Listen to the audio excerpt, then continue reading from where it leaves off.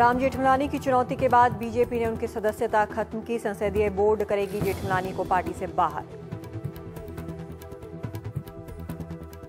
उनके बयान को और उनकी चुनौती को सख्ती से संज्ञान लिया है और श्री राम जेठमलानी जी को की सदस्यता निलंबित कर दी है। उत्तर प्रदेश के बुलंदशहर में झूठी शान के नाम पर कत्ल, पुलिस बता रही है आपसी रंजिश का मामला। पीड़ित ने बताया पुलिस के दावे को गलत। आमिर के शो सत्यमेव जयते में हकीम ने बताई थी अपनी कहानी। आमिर ने हत्या पर जताया दुख, कहा जरूरत हुई तो यूपी के सीएम से करेंगे बात।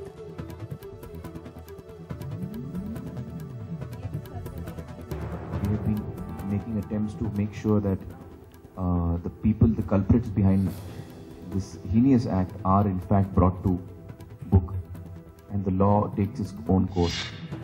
पॉन्टी चड्ढा और उसके भाई हरदीप को एक ही दिन में हथियारों के 4 लाइसेंस देने की होगी जांच। रामपुर के डीएम का आदेश। एनडीटीवी इंडिया ने सबसे पहले दिखाई थी खबर।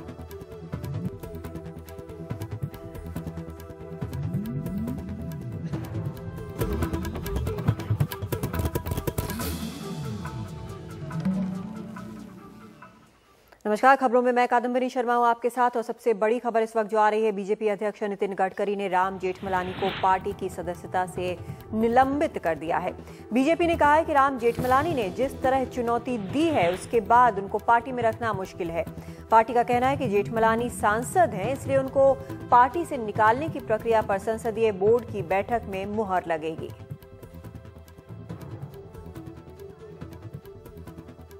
हमारे पार्टी के राष्ट्रीय अध्यक्ष श्री नितिन गडकरी जी ने उनके बयान को और उनकी चुनौती को सख्ती से संज्ञान लिया है और श्री राम जेठमलानी जी को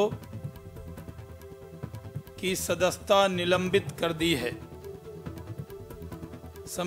भाजपा के संविधान की धारा 25 के तहत पार्टी के राष्ट्रीय अध्यक्ष को ये अधिकार है कि वो किसी को निलंबित कर सकते हैं। बीजेपी ने सीबीआई चीफ की नियुक्ति को, नए सीबीआई चीफ की नियुक्ति को गलत बताया था और जेठमलानी ने कहा था कि सरकार के कदम का स्वागत करते हैं। और जब उन्हें चेतावनी दी गई तो आइए आपको सुनाते हैं कि राम जेठमलानी ने क्या कहा जब ये चेतावनी की बात उनसे पूछी गई। बेटा सुनो, मेरे ऊपर कार्रवाई होगी तो मैं वेलकम करूंगा, मगर मुझे नहीं लगता है कि किसमें भी हिम्मत है इतनी कि मेरे ऊपर कार्रवाई करेगा। Please say that in your. और अखिलेश शर्मा हमारे सहयोगी इस वक्त हमारे साथ जुड़ रहे हैं। अखिलेश, खुली चुनौती दी थी राम जेठमलानी ने। काफी वरिष्ठ वकील भी हैं और कई मामले भी देख रहे हैं बीजेपी के नेताओं के, और उसके बाद जब इस तरह की चुनौती दी, बीजेपी के पास कोई रास्ता नहीं बचा शायद उनको निकालने के अलावा।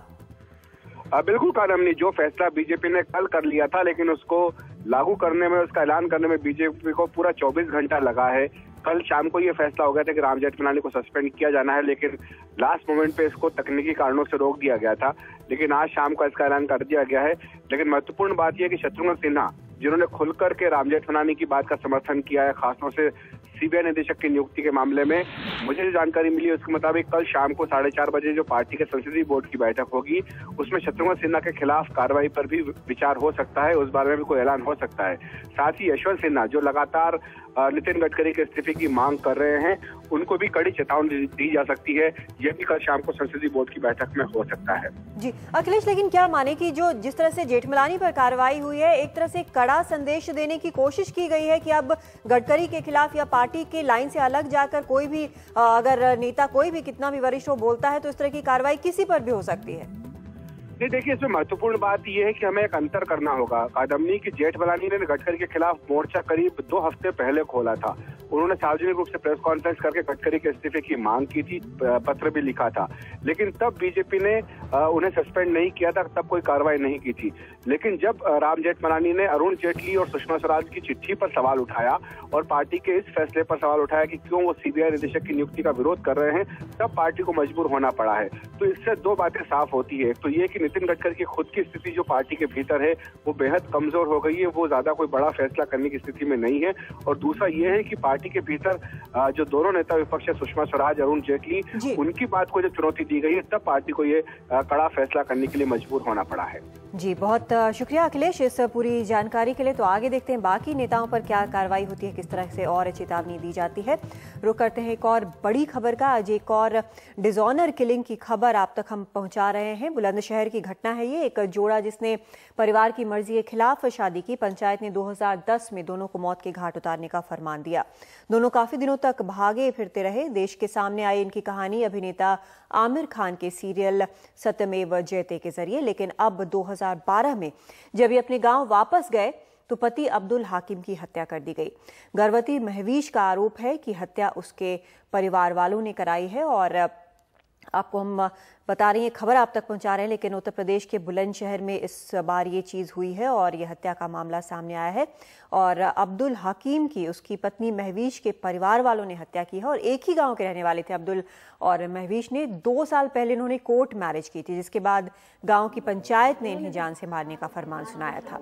दिल्ली में थे, लेकिन हाल ही में किसी कारणवश इनका अपने गाँव वापस आना हुआ और एक साजिश के तहत, जैसा महवीश आरोप लगा रही हैं, उनके परिवार वालों ने अब्दुल की हत्या की है। और महवीश आमिर खान के, जैसा कि हमने आपको बताया, मशहूर शो सत्यमेव जयते में अपनी कहानी के साथ नजर आए थे। आमिर ने हत्या पर दुख जताया है और कहा है कि जरूरत पड़ी तो यूपी के सीएम से वो बात करेंगे। I think me and my team are extremely disturbed about it, and we have been making attempts to make sure that the people, the culprits behind this heinous act, are in fact brought to book, and the law takes its own course. And I have tried to reach out to the officials over there in this regard, and also to make sure that the family is now safe. So I have tried my level best to reach out to the authorities over there to make sure that the girl is safe and her children are safe and her family is safe, the boy's family. What has happened is extremely unfortunate, and it's very sad that even today, though the fact is that we have tried, through our Satyameva Jayate, we tried to bring light on this issue, but clearly it seems that there are still people who want to take law into their own hands and commit murder in this cold-blooded manner, which is extremely disturbing and shameful at the same time. और आइए आपको बताते हैं कि पूरा case से क्या है, क्यों और कैसे हकीम की हत्या कर दी गई। सलमान ने फौरनी इतना बड़ा कट्टा निकाल के और उसके सीने में गोली एक यहाँ लगा दी और एक यहाँ लगा दी। बुलंदशहर के अढौली गांव के अब्दुल हकीम की मां हकीम फकीर समुदाय के थे और उन्होंने जमींदार झोजे समुदाय की महविश से शादी की थी, जिसके बाद से दोनों को धमकियां मिलने लगी थी।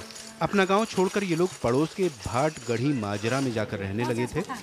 आमिर खान के प्रोग्राम सत्यमेव जयते में भी आए थे, जिसके बाद से इन पर खतरा और बढ़ गया था। पुलिस मानती है कि ये मामला ऑनर किलिंग का नहीं है। नहीं, मुझे तो ऐसा नहीं लगता कि ये ऑनर किलिंग का मामला है। लेकिन अब्दुल हकीम की पत्नी महविश, जिसकी 1.5 साल की एक बच्ची है और वो फिर से गर्भवती है, उनका कहना है कि उनके पति की मौत किसी झगड़े की वजह से नहीं हुई और पुलिस मामले को रफा दफा करने की कोशिश कर रही है। पुलिस ये कह रही है, आपको लगता है कि पुलिस लीपापोती की कोशिश कर रही है? शायद यही लगता है मुझे तो, क्योंकि पुलिस से हम बार बार यही गुहार लगा रहे हैं कि हमें उसका तो कोई मैटर ही नहीं था। पुलिस अगर हमारा पूरा साथ देती तो उनका तो इतना लंबा झगड़ा भी नहीं था। उस रोज तो हल्की सी ही झड़प हुई थी, काली गुप्तार हुई थी, इतना तो कोई झगड़ा नहीं था कि मर्डर के लायक हो। ये अढौली गांव है जहां से महविश आती हैं। 2 साल पहले जब उन्होंने उस गांव में रहते हुए शादी की, उसके बाद पंचायत का दबाव पड़ा और हकीम को पूरे परिवार समेत यहां भाट गली माजरा में आना पड़ा, जहां पर कि इस घर में उन्होंने रहना शुरू किया। पुलिस बेशक लीपापोती की कोशिश में जुटी हो, लेकिन यहाँ माहौल अभी भी तनावपूर्ण है और इस गांव के लोगों को लगता है कि कभी भी अढौली गांव के जो लोग हैं जिन पे हत्या का आरोप है, उनकी तरफ से कोई ऐसी कार्रवाई हो सकती है जिसमें महविश या उनके परिवार वालों की जान लेने की कोशिश हो सकती है। मामले में एक गिरफ्तारी की जा चुकी है। बुलंदशहर के अढौली और भाट गढ़ी माजरा गांव से Umashankar Singh, NDTV India. Do you have the NDTV Profit app? All the markets, all the news and your own homemade, ready-made portfolio available there for you. We will right now answer what you should sell, what you should buy when markets are down. Download at ndtvprofit.com/apps. Get the best app from the channel you trust.